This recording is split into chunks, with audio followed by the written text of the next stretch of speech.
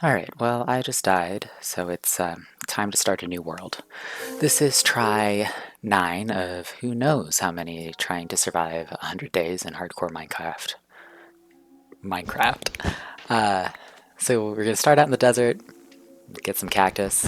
I always have trouble finding cactus, honestly, so it's nice to start out here. Yeah, we're just gonna do kind of the basic stuff that you do in a Minecraft world, which is poke around, eventually chop a tree, and yeah, so the plan with this world, as always, is don't die. We're trying to get to 100 days and we're trying to kill the dragon. But yeah, we're starting with cactus and a single stick and some sugarcane. And we'll see how far that gets us. Um, there's a village over there, as we can see, the little acacia village. So we're going to absolutely loot the hell out of that village. That's the plan for so far. But as soon as I came over and saw this sort of cliff scenario, I kind of thought that was where I would like to build, or it would be at least a really, really cool place to build, have something in that overhang area. So yeah, we'll stop by and loot the village, and then I think I'm going to head over to that cliff area and see what it's like. So we're starting off strong with some rabbit. Thank you, cat. And we'll take this bed.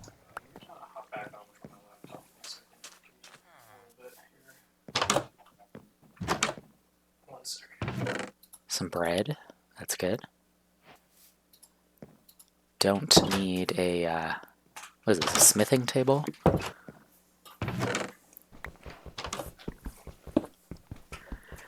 And yeah, made the Stone Age advancement, did a little mining. Finally made some stone tools, or I'm about to here.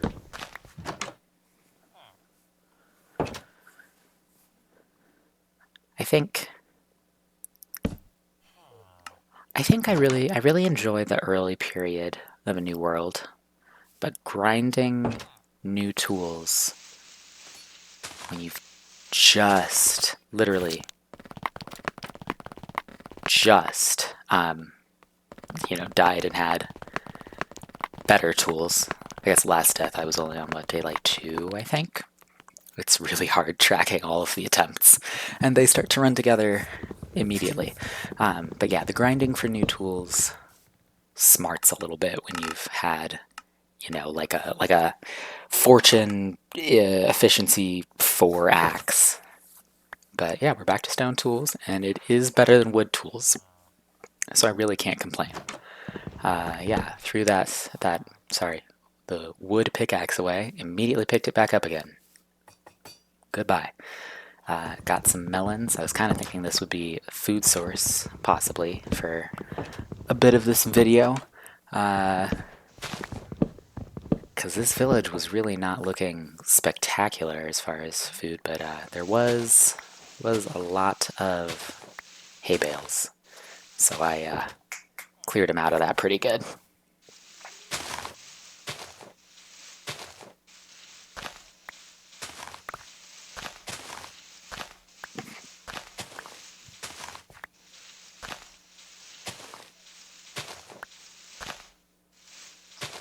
And for whatever reason, didn't finish this pile of hay bales. Went back to looting. We got a brewing stand, found another chest, took this smoker right out from under this guy. No shame.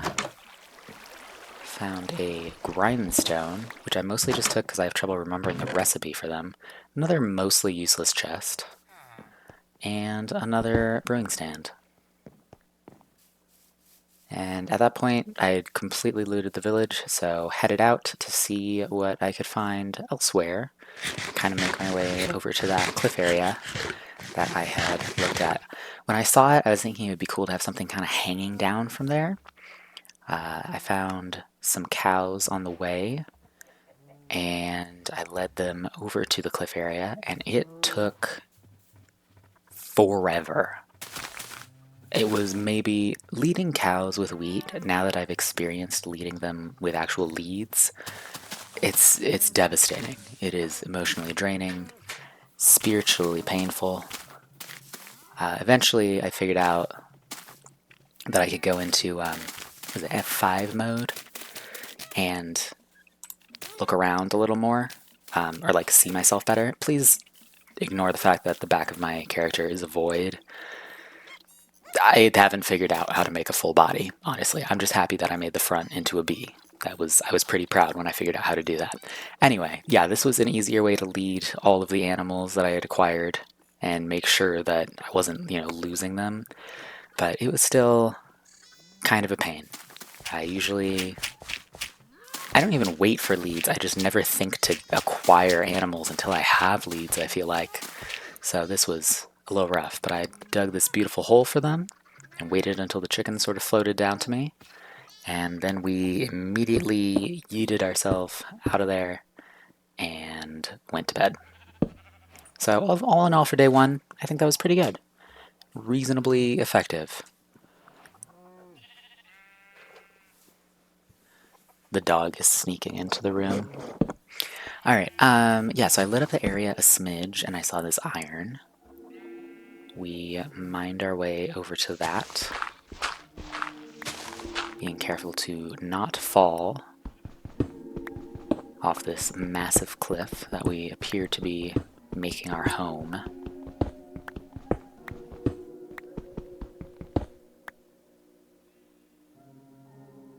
I am very concerned about falling. I think it's... I'd say it accounts for probably 40% of my deaths. Is falling. Or being doomed to fall. By usually a skeleton. Endermen have gotten me, I think, 3 times now. What are we? We're on try 9. Yeah, 3 times was Enderman. One time I was exploded by one of the crystals in the dragon fight. Turns out if you stand too close to those, they will explode you. And I've drowned at least once, I think. Yeah, it's a little. There's a movie I'm thinking of where that's the premise. The character just dies a million times, and I can't remember the name of it. So, if you know what it is, let me know. That would be very helpful because it's going to drive me crazy. I saw this copper down here. Went ahead and mined that up. And then we kind of just escaped.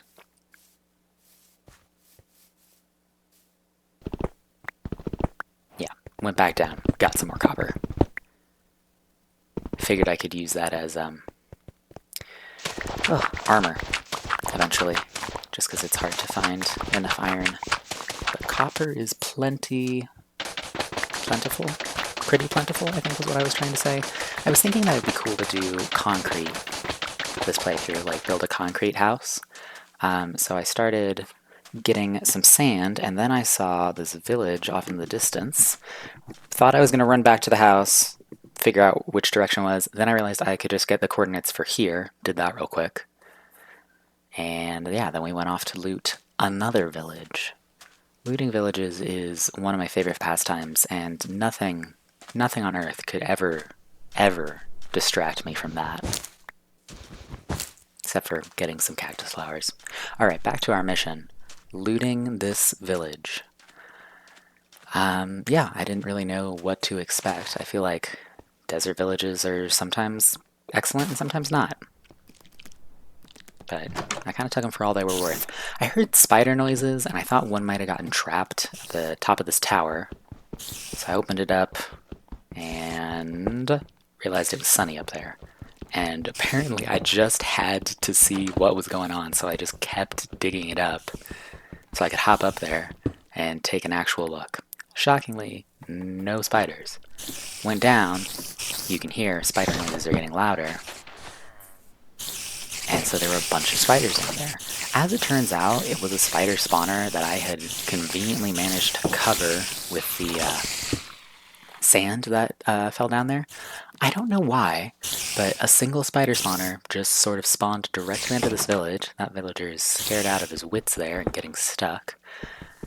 It was a giant pain to get over to these guys to kill them, because I'm still not that great of a player, and honestly, sometimes just moving a little bit is complex. Anyway, eventually, never fear, we did kill the spiders. So my Monster Hunter achievement from spiders. Typically, I feel like it's typically a zombie because they come after you from so far away.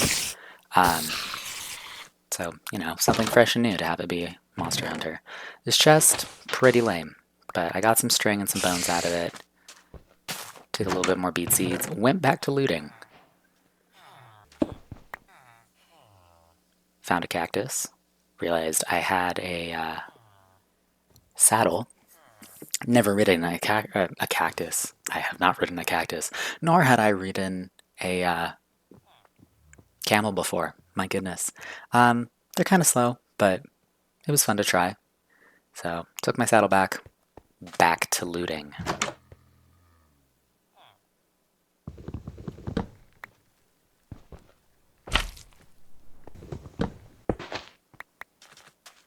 Mostly I was just taking pots at this point for decor purposes. And I realized it would probably be useful to light up the spider spawner. It hadn't spawned any more spiders because it was covered in sand, but I didn't feel confident in that method, and I knew the torch on top would work. So lit it up, got out of there. Ended up with a door. Not totally sure where the door came from, but I thought it would look nice there.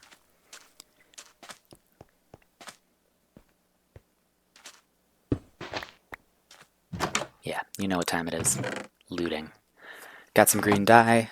Entirely useless because there's a bunch of cactus, so it's not exactly hard to get green dye, but whoopty, I guess.